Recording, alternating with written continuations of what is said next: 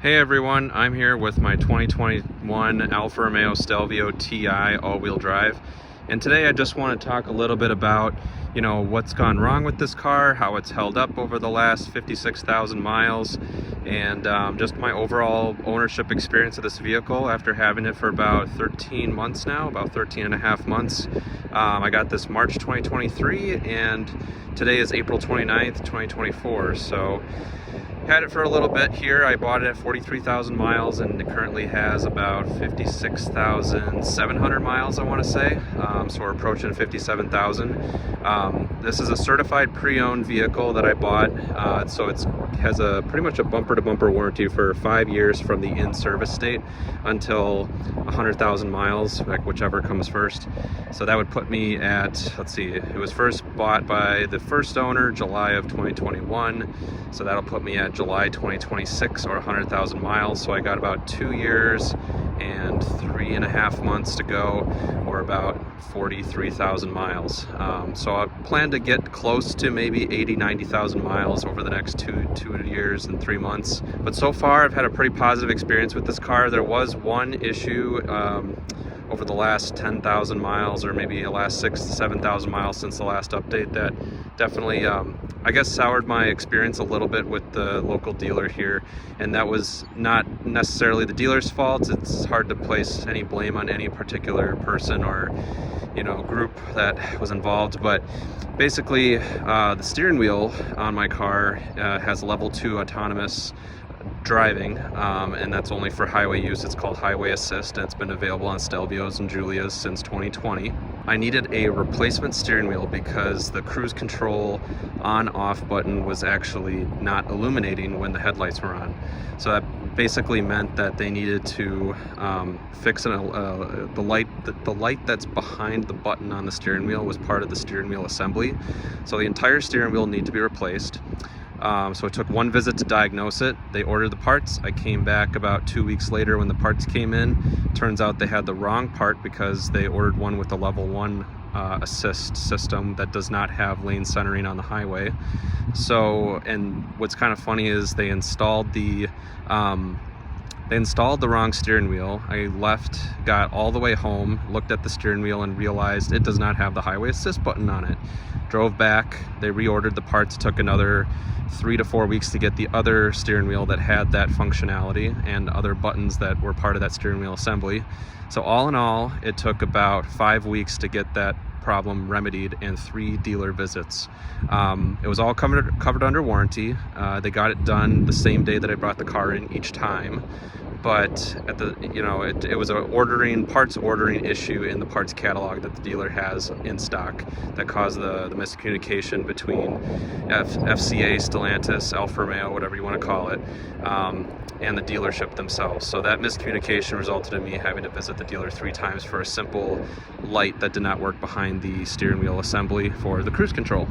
And I can quickly kind of show that here. So on the steering wheel, there's this button right here, the on-off switch. That's what just didn't illuminate, unfortunately. Not a big deal, but the 3 visits were kind of a big deal.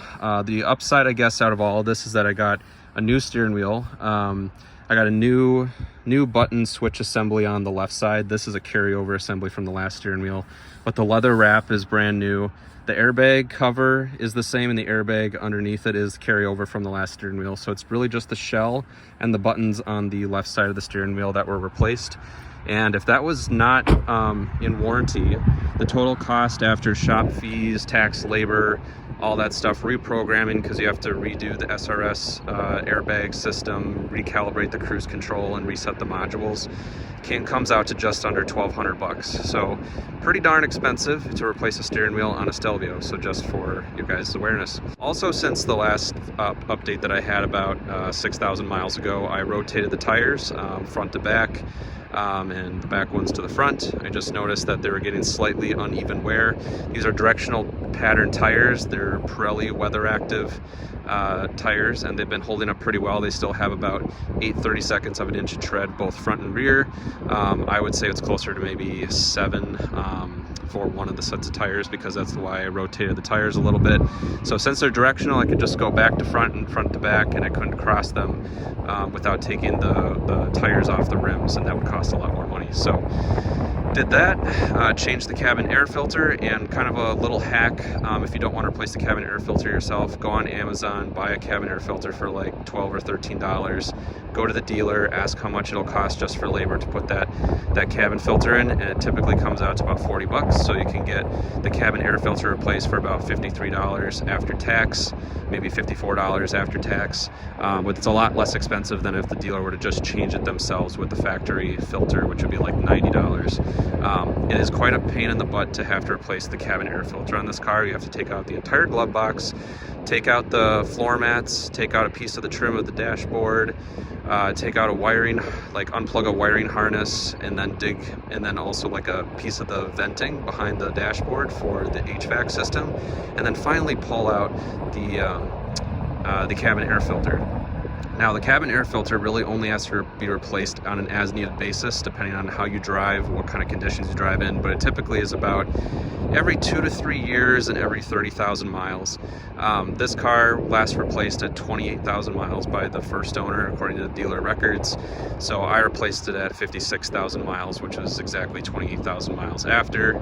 I also did the engine air filter. It had also been about 26,000 miles since the last engine air filter replacement, and I did that all myself. You have to unplug the oxygen sensor from the air intake, and then there's like 6 bolts, I want to say, that you have to take off, and then it snaps off. The air intake, the engine intake box has to be unplugged. You take that out, take the filter out, put the new one back in. The old filter actually looked pretty good. It was a little dusty, and that's the key, is that the filter's doing its job. If it's dusty, it doesn't have to be black or have a bunch of leaves in it in order to know that it's been doing its job. So just because it looks good, it might be, clogged on like a microscopic level, and that's causing you to lose some performance in terms of the fuel economy and acceleration of the car. So I'll replace that myself. Let's see here. Oh, the HVAC AC blower motor had to be replaced. That was also covered under warranty, and really in extreme cold conditions, the bearing on the HVAC blower motor got a little noisy, and if you're in a warm climate or you don't experience sub-0 degree Fahrenheit temperatures, you may not experience that same issue, but it was an extremely cold day when I brought this car in early December at about 54,000 miles, and sure enough, the blower motor was squeaking on a low to medium fan speed. If you turned up the fan speed, you couldn't really hear it anymore, but since it was so cold, they could replicate it, they heard it, they replaced the blower motor free of charge, and that solved the issue.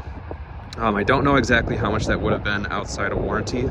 I'm guessing probably a couple $100 with labor, because you have to take out the glove box, take out some vent work, unbolt it, and replace it with a new one. The part itself is probably $100-something, and the labor itself is, $150 to $200, and after tax and all that stuff, you're probably looking at upper 300s to replace that blower motor. So, and the last thing to mention is that I did replace the rear brake rotors and brake pads on this vehicle, and I actually was able to do that myself.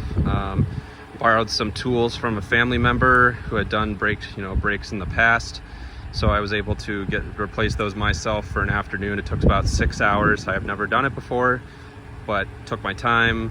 I'm fairly mechanically inclined, so I wouldn't recommend it to someone who's not very mechanically inclined with cars. But if you have watched or know a lot about, either from an engineering perspective or a technician, mechanic perspective on how to replace things, I think you could do it yourself. You just give yourself enough time and have the right tools. I saved about $700 by replacing the brakes myself just for the rear axle. I spent about $230 on 2 rear rotors and 2 sets of brake pads, one for the left rear, one for the right rear.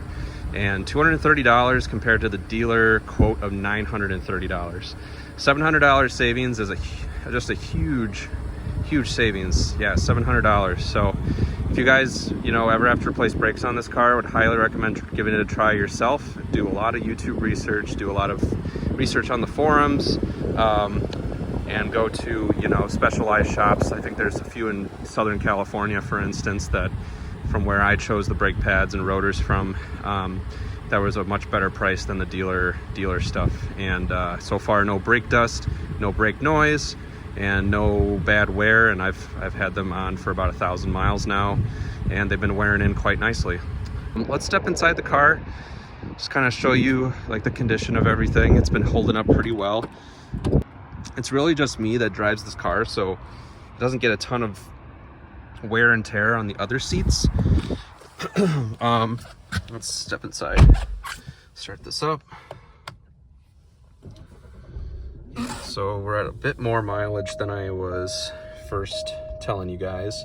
We're at 56,865 miles. I've been getting, I think, about 26 miles per gallon average. So let's dial through here to see what we're getting. This tank I've been doing mostly city driving, 27 miles per hour average, so 23.1. At 46 miles an hour, getting about 26 miles per gallon over the last 5,200 miles. So looking good as well, and right in that region for the EPA fuel economy estimate. But otherwise it's holding up pretty well, and I still like the brown interior. It still is really nice. I still really enjoy it. I've been pretty happy with it overall. Heated seats, heated steering wheel, all work great still. HVAC motor replaced and is now pretty quiet. It's on fan speed level 2, and I don't hear any chirping or any buzzing noises, so that's good. No squeaking either. Remote start works just fine. I'm going to keep an eye on the factory Varda battery that's in the back of the vehicle, because the engine stop start has not come on in the last week and a half on this car. I've only driven it 3 times in the last week and a half, and only for about 5 miles each time I've driven it. So with that being said, I don't know if I've driven it enough for the battery to charge back up to the 80 to 90% that's needed for the stop start to activate. The weather's been also kind of weird, so I'm kind of waiting for a mild day to drive it and see kind of if things get a little bit better. Otherwise, that battery might be starting to be on its last legs, because I've heard the batteries on these cars from the factory are not that good. They were fixed for the most part after 2019, so for the 2020 model year and newer, they got a lot better, even though they're the same brand, and I think they're Varda batteries is the brand. But 60,000 miles that we're approaching here might be about time for that factory battery to get replaced. So I might have to do that coming up here in the next few thousand miles. Otherwise, it's been holding up pretty well and been happy with it. And I can't say that I'm displeased with it at all. Just some maintenance that had to be done, that, you know, it has to be done every, whatever it is, 6,000 to 10,000 miles in terms of oil changes and filter changes. And hopefully I don't have any more warranty expenses that come up during the next few thousand miles. But I'll be sure to update you guys as those repairs come on in. But yeah, I hope you guys enjoyed the video today, and enjoyed this update at 56,865 miles on the odometer of this 2021 Alfa Romeo Stelvio Ti all-wheel drive 2-liter turbo gasoline engine. If you have any questions or comments, please put them in the section below. Thanks for watching, and have a good one.